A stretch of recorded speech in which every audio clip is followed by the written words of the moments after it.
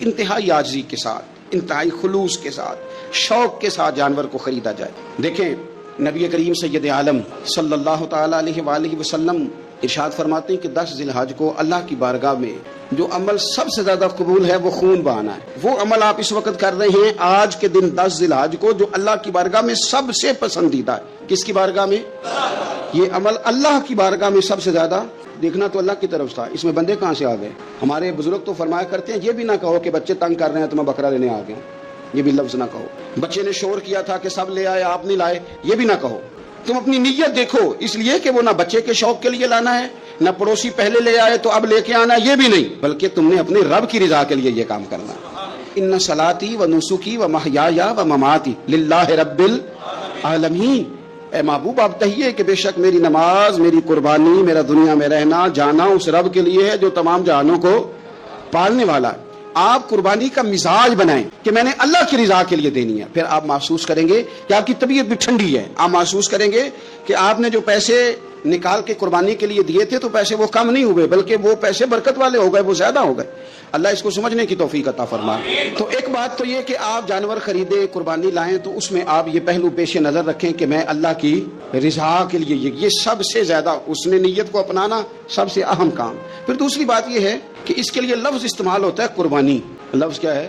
قربانی کا مطلب ہوتا ہے اثار کرنا، ترجیح دے دینا دوسرے پہ، یعنی اپنے آپ سے دوسرے کو ترجیح دینا، کوئی چیز کسی کے لیے قربان کرنا، اللہ کی رضا کے لیے کچھ قربان کرنا۔ تو آپ نے تو اس کو قربان کرنا تھا، آپ نے قربان کر دیا، تو یہ اب فریزر میں کیا کر رہا ہے؟ اس کو تو کرنا تھا قربان۔ کہتے ہیں نا فلانے نے میرے لیے قربانی دے دی۔ میں عرف عام کی بات کر رہا ہوں، سیٹ پہ بیٹھے تھے 2-4 لوگ، بس میں چڑھ گئے، اب ایک بندہ اٹھ گیا، اس نے جگہ دے دی، اس کو کیا کہیں گے؟ اس نے میرے لیے، یہی ہے نا قربانی۔ وَيُؤْثِرُونَ عَلَىٰ أَنفُسِهِمْ وَلَوْ كَانَ بِهِمْ خَصَاصَةٌ، وہ دوسروں کو ترجیح دیتے ہیں اگرچہ انہیں شدید ضرورت بھی ہو۔ اثار کا تو یہی معنی ہے قربانی کا۔ تو قربانی کا مطلب تو یہ تھا کہ دے دی اللہ کی رضا کے لیے۔ گھر میں رکھنا جائز ہے، فریزر میں رکھنا۔ مجھ سے کوئی دوستوں نے مسئلہ پوچھا کہ محرم شریف میں قربانی کا گوشت کھا سکتے ہیں؟ میں نے کہا سفر میں بھی کھا سکتے ہیں، ربیع الاول میں بھی کھائیں آپ، کس نے منع کیا؟ ربیع الثانی تک کھائیں، پر یہ بتا دیں کہ کیا کسی نے کہا تھا کہ بعد میں گوشت ملے گا نہیں، دنیا میں ختم ہو جائے گا؟ اتنا لمبا چلانے کی ضرورت کیا تھی؟ اس کا تو معنی تھا قربانی کرنا، تو یہ تو دے دینا چاہیے تھا، اور دینا بھی تحفہ بنا کے نہیں چاہیے تھا کہ ایک پلیٹ کے اندر میں نے گوشت بھیجا، یار میں تیرے گھر بھیج رہا ہوں گائے کا، سنا ہے تو نے اونٹ کیا ہے، تو ادھر گائے کا چلا گیا، ادھر سے اونٹ کا آ گیا، ادھر سے بکرے کا چلا گیا، ادھر سے کٹے کا آ گیا۔ تو یہ جناب آپ اس طرح کر کے نہ اس کو کریں۔ آپ کو پتہ ہے، مجھے بھی پتہ ہے کہ میری اگلی گلی میں کتنے لوگوں نے قربانی نہیں کی، میری پچھلی گلی میں کتنے لوگوں نے قربانی نہیں کی، مجھے خبر ہوتی ہے۔ میرے رشتہ داروں میں کون کون ہے اتنا تو پتہ ہی ہوتا ہے نا، کس کس حیثیت کا ہے۔ تو پھر یہ کہانی بنانے کی کیا ضرورت ہوئی کہ جی بانٹ دیا تھا، بس وہ خاص بوٹیاں بچا کے رکھی تھیں، اس سے کہا تھا کہ رانے نہ کاٹنا، باقی سارا کاٹ لینا، وہ اس کے لیے جگہ بنا لی تھی۔ پوچھ لیں الیکٹریشین سے آپ کہ قربانی کے دنوں میں صرف بکروں والوں کے پاس ہی رش نہیں ہوتا، فریج والوں کے پاس بھی رش ہوتا ہے، فریزر والوں کے پاس بھی رش ہوتا ہے۔ نہ کریں ایسا، جب اثار کر دیا دے دیا، غرباء کو تلاش کریں، مل جائیں گے، اور ان کو آپ زیادہ دینے کی کوشش کریں تاکہ کچھ دنوں کے لیے وہ استعمال کر سکے، کچھ دنوں کے لیے۔ میں نے یہ دیکھا ہے کہ جو لوگ بیچارے تھوڑے سے بھی خوددار ہوتے ہیں وہ بچتے ہیں کہیں شاپر لے کے جانے میں، اور جو لوگ روٹین میں دے رہے ہوں کسی سال انہیں مس کرنا پڑ جائے تو پریشان ہوتے ہیں۔ ایسے لوگوں تک پہنچنا اور اس انداز میں پہنچنا کہ ہم یہ تحفہ پیش کرنا چاہتے ہیں، یہ بڑی خیر کی بات ہے۔ تھوڑی توجہ کریں اور ان لوگوں کو تلاش کریں۔ اب یہ حالات جو کچھ سالوں سے بنے ہیں یہ حالات تشویشناک ہیں۔ امیر آدمی کا تعلق امیروں کے ساتھ بن جاتا ہے تو اسے محسوس نہیں ہوتا کہ بل آئے تو کتنی پریشانی ہوتی ہے، اسے محسوس نہیں ہوتا کہ کچن چلانا کتنا۔ تعلق بن جاتا ہے نا امیر لوگوں کے ساتھ۔ جو امیر لوگ ہیں ان کے گھروں میں یہ ڈسکس کبھی نہیں ہوتا ہوگا کہ لاہور جانے کا کرایہ بڑھ گیا ہے، کبھی نہیں ڈسکس ہوتا ہوگا، کیونکہ وہ کبھی بھی بس پہ بیٹھ کے لاہور جاتے ہی نہیں۔ یہ ان گھروں میں ڈسکس ہوتا ہے جن گھروں میں کرایہ دینا پڑتا ہے۔ تو کمر توڑ مہنگائی ہے، چیزیں لوگوں کی پہنچ سے دور ہوتی جا رہی۔ اس موسم کے اندر اللہ نے کچھ لوگوں کو موقع دیا ہے کہ وہ پوری گائے ذبح کریں گے، وہ پورا اونٹ ذبح کریں گے، وہ کئی بکرے کاٹیں گے۔ تو بھئی آپ تو کھاتے رہتے ہیں، آپ ادھر سفر کریں جن لوگوں کے پاس یہ سارا سال چیزیں اس وافر انداز میں میسر نہیں ہوتی، ان کے ہاں آپ جائیں، آپ وہاں ان چیزوں کو بانٹیں اور تھوڑے شوق کے ساتھ بانٹیں۔ جب آپ بانٹتے وقت چہرے پہ سلوٹ لے آتے ہیں نا، آپ لوگ ابھی آ گئے، ابھی تو گوشت بنایا بھی نہیں، آپ کو دیں گے، مل جائے گا۔ آپ کی جو چہرے کی سلوٹیں ہیں، لفظوں کا ترش ہونا ہے، وہ کئی دفعہ وہ مزہ خراب کر دیتا ہے۔ مزے کو خراب نہ کریں، آپ چلے جائیں۔ کوئی ضروری نہیں ہے کہ آپ لوگوں کی گردنیں جھکا کے خوش ہوں، یہ کوئی کام نہیں ہے کہ کوئی آپ کے سامنے جھولی پھیلائے تو آپ کہیں میں بہت بڑا آدمی ہوں، یہ کوئی کمال ہے؟ یہ آپ کس چکر میں پڑ گئے؟ یہ اللہ کی مخلوق ہے، ہمارے دینے سے کیا لوگ روز روٹی کھاتے ہیں؟ میرا رب ہی عطا کرتا ہے تو مخلوق پیٹ بھر کے کھاتی ہے۔ تو اگر آج اللہ نے ہمیں ذریعہ بنا دیا ہے تو ہمیں پھر یہ رویہ اختیار ہے. تو فرمایا ابن آدم کا سب سے پسندیدہ عمل یہ، سب سے پسندیدہ، کہ وہ 10 ذی الحج کو قربانی کریں، کوشش کریں خود ذبح کریں اپنا جانور. یہ حضور کی سنت ہے. یہ نہ ہو سکے تو نبی پاک صلی اللہ علیہ وسلم نے اپنے ہاتھوں سے ذبح کرنے لگے حضرت فاطمہ کا جانور. تو فرمایا فاطمہ ادھر آ کے اس کے پاس کھڑی ہو جاؤ، میں تمہارا جانور ذبح کرنے لگا ہوں. اپنے جانور کے پاس کھڑے ہوں. میرے جو بھائی ذبح کرنے کا کام کرتے ہیں نا، قصاب ہم کہتے ہیں، سارے قصاب نہیں ہوتے، بہت سارے لوگ یہ سعادت حاصل کرتے ہیں اور بڑی نیکی کا کام کرتے ہیں، اللہ انہیں بڑی بہترین جزا عطا فرمائے، بڑا خیر کا کام کرتے ہیں. لیکن چونکہ رش ہوتا ہے ایسے لوگوں کے پاس، تھوڑی جلدی بھی ہوتی ہے، پہلے تو کوشش کریں تکبیر خود ڈالیں. یہ نہیں ہو سکتا تو قریب کھڑے ہوں. ہمارے ہاں ایک رواج یہ بھی ہے کہ 2 بندے ہاتھ رکھتے ہیں. ذبح وہ کر رہا ہوتا ہے تو جس کی قربانی ہوتی ہے اس کو کہتے ہیں تو بھی ساتھ ہاتھ رکھ. ہوتا ہے نا جی بہت ساری جگہوں. اب حکم یہ ہے شریعت اسلامیہ کا کہ جب جانور ذبح کریں گے تو پڑھیں گے بسم اللہ اللہ، بسم اللہ اللہ. ہاں نبی پاک صلی اللہ علیہ وسلم نے لمبی دعا پڑھی، صحابہ بھی لمبی دعا، انی وجہت وجہی للذی فطر السماوات والارض حنیفا وما انا من المشرکین، یہ بھی پڑھا. اور پھر میرے رسول پاک صلی اللہ علیہ وسلم نے یہ بھی کہا کہ اللہ میری طرف سے قبول فرما، میری امت میری اہل بیت کی طرف سے قبول فرما. صحابہ جب جانور ذبح کرنے لگتے پہلے یہ دعا پڑھتے، پھر کہتے اللہم تقبل منا کما تقبلت خلیلک ابراہیم علیہ السلام وتقبلت حبیبک محمد صلی اللہ علیہ وسلم، اے اللہ ہم سے بھی قبول فرما جیسے تو نے حضرت ابراہیم سے قبول فرمائی اور جیسے اپنے حبیب حضرت محمد صلی اللہ علیہ وسلم سے قبول. یہ ساری دعا پڑھیں. اور جب جانور ذبح کرنے لگے تو پھر پڑھیں بسم اللہ اللہ، بسم اللہ اللہ. اچھا 2 آدمیوں نے ہاتھ رکھا ہوا ہے، 2 آدمیوں. اب اگر ایک نے بھی نہ پڑھی بسم اللہ اللہ اکبر تو جانور حلال نہیں ہوگا. دونوں کو پڑھنا پڑے گا. یہ مسئلہ یاد رکھیں. ایک اور بات بھی بتانی ہے آپ کو، وہ بھی آپ نے یاد رکھنی. قربانی کے بڑے جانور میں کتنے حصے ہوتے ہیں؟ 7. اب 7 حصوں میں 7 کی نیت قربانی کی ہونی چاہیے. 7 کی 6 حصے ڈال گئے. جو چلے تھوڑے سے زیادہ امیر لوگ نہیں تھے، نارمل تھے، انہوں نے 6 حصے ڈال لیے. 7واں امیر آدمی تھا، اس کو جا کے کہا یار ایک حصہ نہیں مل رہا، تو چل تو نے تو 2-3 بکرے لیے ہوئے ہیں، تو بھی شامل ہو جا. اس نے پہلے تو کہا نہیں یار میں نے اب لے لی ہے. پھر جب اصرار کیا تو کہا چلو ٹھیک ہے بڑے گوشت کا قیمہ کرا لیں گے. تو اس طرح کرو ڈال لو میرا بھی حصہ. اب 6 کی نیت قربانی کی، 7ویں کی گوشت کی، کسی کی بھی قربانی نہیں ہوگی، گئے سارے. اب اس کے لیے شرط کیا ہے کہ اس کو بھی آپ، اصل میں ہمیں مسائل نہیں آتے، نہ ہم سیکھتے ہیں نہ پتہ کرتے ہیں، پھر خرابی ہوتی ہے. اب اس سے کہیں کہ یار قربانی سے پہلے اپنی نیت کا اعادہ کر، اپنی نیت کا اعادہ کر، بتا کہ تیری نیت کیا ہے، اگر غلط ہے تو صحیح کر لے، تاکہ سب کی قربانی تو بتا. یہ جو تو رکھ رہا ہے قربانی، تو کس کی قربانی کر رہا ہے؟ دادا جی کے نام کی، ابا جی کے نام کی، اپنے پیر کے نام کی، استاد کے نام کی، یا رسول پاک صلی اللہ علیہ وسلم کے نام، نبی پاک کے نام؟ اسے پوچھیں اور جو وہ نیت بتائے اس نیت کی دعا ہوگی، اس کی طرف سے کہا جائے گا یا اللہ اس کی طرف سے اسے قبول. میری بات کی سمجھ آ رہی ہے میرے عزیزوں کو؟ اور اس ارادے کے ساتھ قربانی، اگر ایک کی بھی نیت خراب ہو گئی تو مسئلہ بگڑ گیا. اس لیے ان مسائل کو، اور نبی پاک کے نام کی جو قربانی ہوگی سبحان اللہ. میں کرامات کا زیادہ قائل نہیں، ہم کرامات کے نہیں کیفیات کے قائل ہیں، کیفیات کی. اور دین ویسے بھی لفظوں کا نام نہیں کیفیت کا نام. میرے اسلاف فرمایا کرتے تھے ہم کرامت سے زیادہ کیفیت کے قائل ہیں. اگر مرید ساری زندگی کرامتیں سناتا رہے اور کبھی اسے مدینے جانے کا شوق ہی پیدا نہ ہو، کبھی نبی پاک کے نام پہ آنسو نہ آئے، تو پھر کرامت کا فائدہ نہیں، کیفیت تو ملی نہیں اسے. ہم کیفیت، اسی طرح ہم نظرانے کے نہیں نظر آنے کے قائل ہیں. تو بھائی یہ یاد رکھ لیں کیفیت کا نام دین ہے. نبی پاک کے نام کی قربانی میں قائل تو نہیں کرامت کا، لیکن ایک بات میں نے اپنے ایک استادوں سے، ایک بزرگوں سے سنی ہے، میرا دل کرتا ہے وہ سنا دوں آپ کو. اور بزرگوں کا قول ہے اصل رنگ جو میں عرض کر رہا ہوں اسی رنگ میں اس کو رکھیے گا، اور جس حد تک میں بات کر رہا ہوں اسی حد تک رکھیے گا. اب ہر آدمی کے پاس موبائل ہوتا ہے، فوراً بات ریکارڈ ہوتی ہے، فوراً میڈیا پہ جائے، فوراً لوگ کمنٹس کرتے ہیں. تو بھائی جس حد تک سناؤں اسی حد تک رکھیے گا. میرے ایک بزرگ فرمایا کرتے ہیں کہ نبی پاک کے نام کا جانور ذبح کرو اور وہ گوشت اس آدمی کو کھلاؤ جس کا حافظہ کمزور ہے، اللہ اسے وسیع حافظہ عطا فرمائے گا. اور فرمایا کرتے کہ میرا تجربہ ہے، نبی پاک کے نام کا جانور ذبح کرو اور جس آدمی سے کوئی گناہ نہیں نہ چھوٹتا، کسی گناہوں میں الجھ گیا ہے، اسے وہ والا گوشت کھلاؤ، اللہ اس کے دل میں نور پیدا فرمائے گا اور گناہ سے نفرت ہو جائے گی اسے، جو نبی پاک کے نام کا جانور ہو. تو ہم جو سیکھنے والے لوگ ہوتے ہیں ہمارا دل کرتا ہے کہ چلو تھوڑا سا اپنی طرف سے بھی پوچھ لیں. تو میں نے کہا حضور اگر بیمار کو کھلا دیں تو فرمانے لگے کھلا دو، اللہ صحت دینے والا ہے، پر بیمار کے لیے دوائیاں بڑی ایجاد ہو گئی ہے، گناہ گار کی دوائیاں نہیں ملتی، بیماروں کی دوائیاں بڑی ہیں، گناہ گاروں کی نہیں ملتی، گناہ گار کو کھلاؤ. اس لیے کہ جو چیز مصطفیٰ کے نام سے منسوب ہو جاتی ہے رب اس کی بڑی قدر فرماتا ہے، اللہ اس کی بڑی قدر کرتا ہے. جو چیز نبی پاک کے نام سے منسوب ہو جاتی ہے اللہ اس کی بڑی قدر فرماتا ہے. میرے نبی پاک علیہ السلام نے فرمایا میرا کلمہ پڑھنے والا مومن جب دوزخ سے گزرے گا تو دوزخ کہے گی جلدی جلدی گزر جا، جلدی جلدی جہنم کی آگ کہے گی جلدی جلدی گزر جا جلدی. تو مومن کہے گا تو آگ ہے، تجھے کیا بات ہوئی، پل صراط سے گزر رہا ہے، کیا مسئلہ ہوا؟ اس کے پاس سے گزر رہا ہے دوزخ کے، تو پاس سے گزرتے وقت بھی کہتے جلدی گزر جا، کہیں ایسا نہ ہو کہ تیرے نور کی چمک میری آنکھ کو ہی ٹھنڈا کر دے۔ یہ شان ہے ان کے غلاموں کی، تو سرکار کا عالم کیا ہوگا۔ تو میرے رسول پاک علیہ السلام سے جو شے منسوب ہو جاتی ہے اس کی اللہ بڑی قدر فرماتا ہے، جبھی تو ہماری قدر ہے۔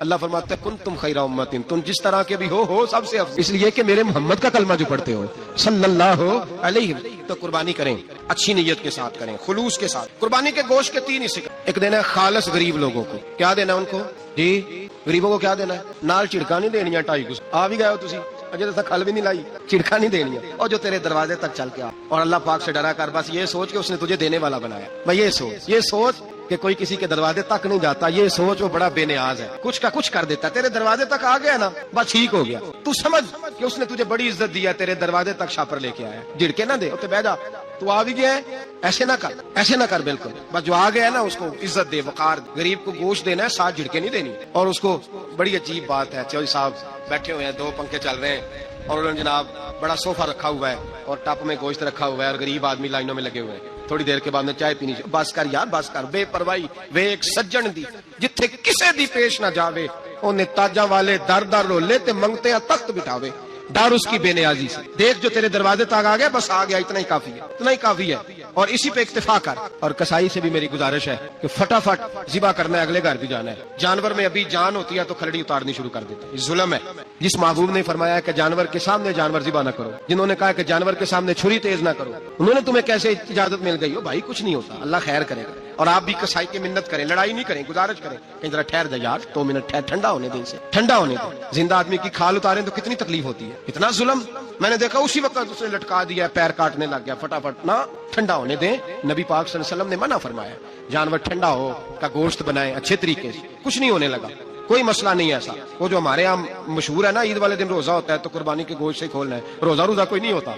بس اتنی بات ہے کہ اچھی بات ہے، مستحب ہے، اچھا فعل ہے کہ آپ سب سے پہلا کھانا قربانی کا گوشت دکھائیں۔ تو شوگر والے بیچارے کی شوگر لو ہوئی ہے، گوشت ملے گا 5 بجے، وہ تو مر جائے گا، تو کوئی ضروری نہیں، وہ کھانا کھائے، جو گھر میں موجود ہے ناشتہ وہ کرے، کوئی ایسی بات نہیں، گوشت بن جائے تو وہ کھا لے، کوئی روزہ نہیں۔ عید والے دن کوئی روزہ نہیں ہوتا، یوم عرفہ کا روزہ ہے، عید والے دن کا کوئی روزہ نہیں۔ بہرحال اس گوشت کے 3 حصے کریں، ایک خالص غریب آدمی کو، دوسرا رشتہ داروں کو، عزیزوں کو، پڑوسیوں کو، تیسرا گھر میں رکھیں، استعمال کریں، کھائیں۔ سارا گوشت گھر میں رکھنا بھی جائز ہے، اور سارا بانٹ دینا بھی۔ میں نے پچھلے جمعے بھی کہا تھا، پھر یاد کراتا ہوں، جو لوگ قربانی کرتے ہیں نا، وہ والے لوگ ہیں جن کے گھر میں آج بھی گوشت پکے گا۔ قربانی دینے والے وہ لوگ ہیں جو ہفتے میں ہر 3 دن گوشت کھاتے ہیں، پھل بھی کھاتے ہیں۔ آپ تو سارا سال کھا رہے ہیں، ہر جمعے والے دن 3 کلو بکرے کا گوشت آتا ہے، تو جو قربانی کا گوشت ہے وہ بانٹ دیں، سارا غریب کو دیں۔ قربانی ہے کیا؟ صحابہ نے پوچھ لیا، ما ھذہ العدل، حضور قربانی کیا ہے بتائیے؟ تو اب قربانی کا ایک سادہ مفہوم ہے، مخصوص جانور مخصوص وقت میں اللہ کے قرب کی نیت سے ذبح کرنا قربانی ہے۔ اور اس میں بتا دیا گیا کہ گائے بھینس اور بھیڑ بکری اور اونٹ، اور اس میں ساری اقسام شامل ہیں، نر بھی، مادہ بھی، خصی بھی، غیر خصی بھی، سارا کچھ شامل ہے۔ یہ بھی ایک جملہ تھا، بتا دیا جاتا۔ پوچھا یا رسول اللہ قربانی کیا ہے؟ پتہ ہے حضور نے فلسفہ کیا بیان کیا؟ فرمایا سنتی ابیکم ابراہیم، یہ تمہارے باپ جناب ابراہیم کا طریقہ ہے، قربانی جناب ابراہیم کا، یہ حضور نے بیان کیا۔ تو صحابہ نے اس کی حضور طریقہ ہے حضرت ابراہیم کا، تو ہمیں کیا ملے گا؟ فرمایا ہر بال کے بدلے اللہ نیکی عطا فرمایا، جانور کے بدلے نہیں، جانور کے ہر۔ تو حضرت ابراہیم نے قربانی کیسے کی؟ قرآن مجید ہے اور سورہ صافات ہے، حضرت ابراہیم کی قربانی بھی قرآن نے بیان کی۔ بات کہاں سے شروع ہوئی؟ جناب ابراہیم نے دعا مانگی، ربی حب لی من الصالحین، اے اللہ مجھے صالح بیٹا عطا فرما۔ اولاد کی طلب صرف ماں کو نہیں ہوتی، باپ کو بھی بڑی ہوتی ہے۔ یہ الگ بات ہے، بچے سپورٹر ماں کے ہوتے ہیں، باپ کو بھی بڑی طلب ہوتی ہے۔ ربی حب لی من الصالحین، اللہ مجھے صالح اولاد عطا فرما، پہلے دعا مانگی۔ رب فرماتا ہے فبشرناہ بغلام حلیم، ہم نے انہیں عقل مند بیٹے کی خوشخبری عطا فرمائی۔ انہوں نے صالح بیٹا مانگا، اللہ نے حلم والا بیٹا عطا کیا، بیٹا مل گیا۔ فلما بلغ معہ السعی، پھر جب بیٹا ان کے ساتھ کام کرنے کے قابل ہو گیا، بندہ رات کو تھکا ماندہ گھر آئے نا، تو بیٹا تھوڑا سا بڑا ہو جائے تو اس کو چارپائی پہ لیٹا دے کے ابا بڑا راضی ہوتا ہے۔ چلے زیادہ شاعروں نے شان اماں کی لکھی ہیں، اس میں شک کوئی نہیں، انہوں نے نہیں ابا کی طرف توجہ دی، ان کی مرضی ہے، تو زیادہ باتیں اماں کے حق میں ہوئی، پر باپ اور بیٹے کا پیار، بیٹے اور باپ کا پیار، اگر یہ آیتیں قرآن پاک کی کبھی سمجھ میں آ جائیں تو شاید عشق کی ساری داستانیں ختم ہو جائیں۔ بیٹا بھی اپنے باپ سے بڑا ہی پیار کرتا ہے، باپ بھی اپنے بیٹے سے بڑا۔ یہ دعا حضرت ابراہیم نے مانگی، یا اللہ صالح بیٹا دے۔ اللہ نے پھر کہا کہ میں نے خوشخبری دی حلم والے بیٹے کی، فلما بلغ معہ السعی، پھر بیٹا جب ساتھ چلنے کے قابل ہو گیا، قال یا بنیا انی ارا فی المنام، کہا اے بیٹے میں نے خواب دیکھی ہے، کیا؟ انی اذبحک، میں تجھے ذبح کر رہا ہوں، فانظر ماذا ترا، بیٹے تیری رائے کیا ہے؟ میں نے خواب دیکھ لی، میں ذبح کر رہا ہوں، تو اپنی رائے بتا۔ رائے اس لیے نہیں پوچھی کہ اگر وہ کہیں گے نہ ذبح کرو تو نہیں کریں گے، رائے اس لیے پوچھی ہے کہ لوگوں کو پتا چلے کہ جس پتر کی تربیت حضرت ہاجرہ نے کی ہے، اور جس کی رگوں میں حضرت ابراہیم خلیل کا خون ہے، اور جس کی پیشانی میں نور محمدی چمکتا ہے صلی اللہ تعالی علیہ وسلم، ان کے خیالات کیا ہیں پتا چلے۔ اور یہ پوچھا بھی اس لیے تاکہ لوگوں کو سمجھ آ جائے کہ اگر حضرت ابراہیم ذبح کرنے کو تیار تھے تو جناب اسماعیل ذبح ہونے کو تیار، لوگوں کی سمجھ میں بات آ جائے۔ فانظر ماذا ترا، تیری کیا رائے ہے؟ قربان جائیں۔ یہ بھی انداز ہے بیٹے کا باپ کے ساتھ، یہ نہیں کہا کہ ابا جی ذبح کر دیں آپ، یہ نہیں کہا۔ قالا یا ابت افعل ما تؤمر، کہا ہے ابا جی آپ کریں وہ جس کا آپ کو حکم دیا جا رہا ہے۔ رب جو کہتا ہے نا آپ وہ میرے ساتھ کر دیں، اگر اللہ کہتا ہے ذبح کریں تو ذبح کر دیں، اگر وہ فرماتا ہے اس کے ٹکڑے ٹکڑے کریں تو ٹکڑے ٹکڑے کر دیں، جو رب کہتا ہے وہ کریں، مجھے آپ انشاءاللہ صبر کرنے والوں میں سے پائیں گے۔ کریں، میں تیار ہوں، کریں۔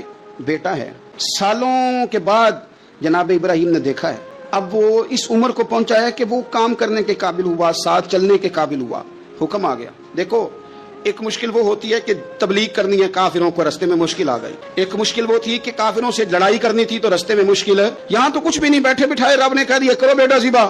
سمجھ آتی ہے کہ یاری تیری سونا ہے پر ازمائشاں بھی تیریاں اگ، اے سونا پرکھیا جامدہ ہی پہلو نال لگاں دے لگ۔ وہ اپنے پیاروں کو نہ بیٹھے بٹھائے بھی امتحان لے لیتا ہے۔ کہا میں تیار ہوں، مجھے صبر کرنے والوں میں پائیں گے۔ فلما اسلم وتلہ للجبین، اللہ فرماتے ہیں جب دونوں حکم ماننے کو تیار ہو گئے تو باپ نے بیٹے کو پیشانی کے بل لٹایا، شیطان بڑا سر پٹایا، توڑا، میں نے تو گمراہ کرنا تھا آدم کی اولاد کو، یہ کیا بنا؟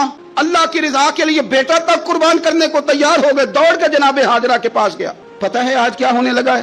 پتہ ہے جناب خلیل کہاں لے گئے ہیں جناب اسماعیل کو؟ کہنے لگی سیر و تفریح کے لیے گئے ہیں، یہی ہیں؟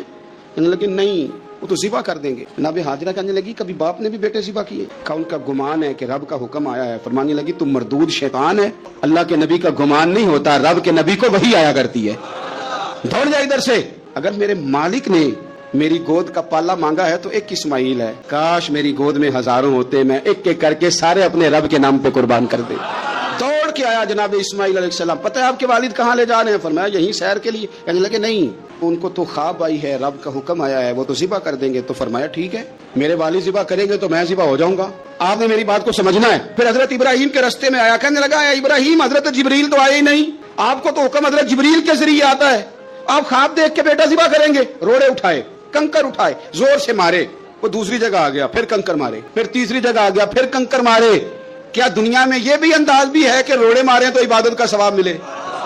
آپ میری بات کو سمجھنا یار، روڑے مارو، روڑے کون مارے؟ حاجی صاحب مارے، ایک دفعہ مارے، کہا نہیں 3 دفعہ مارو، 3 دن مارو، آؤ روڑے مارو۔ اللہ روڑے مارنا بھی عبادت ہے؟ پتھر مارے، کنکر مارے، فرمایا مارو نا، تمہیں پتہ نہیں نا کہ وہ ذائقہ کتنا ہے جب میرے خلیل نے میری خاطر روڑے مارے تھے، میری خاطر روڑے مارنا بھی عبادت قرار دے دیا۔ صحابہ نے پوچھا یا رسول اللہ یہ جو ہم کنکر مارتے ہیں جمرات کو، اس کا بھی ثواب ہے؟